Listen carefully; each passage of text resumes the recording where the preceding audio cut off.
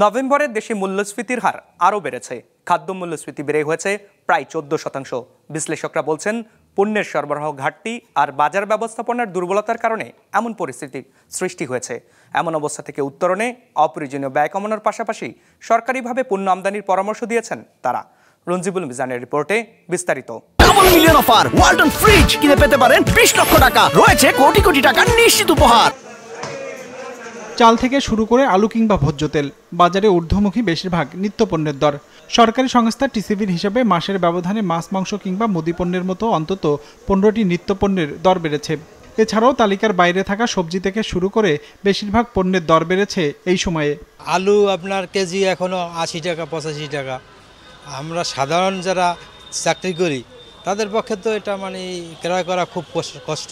বাজারের যে দাম, এটা আমরা সাধারণ মানুষরা এটা আমরা মেনে নিতে পারতেছি না। আমাদের মধ্য ফ্যামিলি চলার খুব সমস্যা। বাজারের এমন চিত্র প্রতিফলিত হয়েছে বাংলাদেশ পরিসংখ্যান ব্যুরোর মূল্যস্ফীতির হিসাবেও, যেখানে দেখা যায় নভেম্বরে খাদ্য মূল্যস্ফীতি দাঁড়িয়েছে 13.80%। অক্টোবরে যা ছিল 12.66%। সেই হিসেবে মাসের ব্যবধানে খাদ্যে মূল্যস্ফীতি বেড়েছে 1.25% মতো, আর বছর ব্যবধানে এই হার 3 ভাগের বেশি। এখনও কেন আমাদের মূল্যস্ফীতিটা এত বেশি? প্রথমত হচ্ছে গিয়ে আপনার প্রাকৃতিক দুর্যোগ, যেটা গত 30 বছর হয়তো বাংলাদেশ দেখে নেই। দ্বিতীয়ত হচ্ছে যে আঞ্চলিক রাজনৈতিক অবস্থা, এবং তৃতীয়ত হচ্ছে আমাদের বৈদেশিক মুদ্রার যে রিজার্ভ এবং যে আমাদের টাকার যে মূল্য, বৈদেশিক মুদ্রার বিনিময় হার, এটা যেহেতু এখনও অতটা স্থিতি অবস্থায় নাই।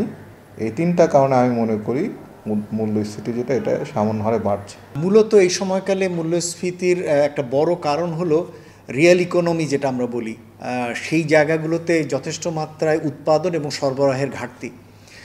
উপর্যুপরি দুটো বন্যা হয়েছে আগস্ট মাসে, জুলাই মাসে। এর ফলে আমনের বীজতলা এবং এই সময়কালে কিছুটা ক্ষতি হয়েছে এবং তা উৎপাদনে প্রভাব ফেলেছে। এমন ধারণা যে আমনের সামগ্রিক উৎপাদন প্রত্যাশিত মাত্রার চেয়ে কম হয়েছে। শুধু খাদ্য নয়, বেড়েছে সার্বিক মূল্যস্ফীতিও। বিবিএসের হিসাবে নভেম্বরে সার্বিক মূল্যস্ফীতি 11.38%। তার আগের মাস অর্থাৎ অক্টোবরে এটি ছিল 10.87%। এক বছর আগে অর্থাৎ 2023 সালের এই সময়ে সার্বিক মূল্যস্ফীতি ছিল 9.49%।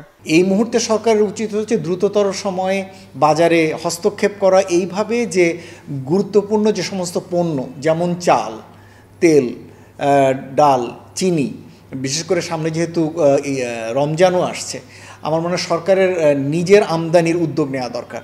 বেড়েছে খাদ্য বহির্ভূত মূল্যস্ফীতির হারও। নভেম্বরে খাদ্য বহির্ভূত মূল্যস্ফীতি দাঁড়িয়েছে 9.39%।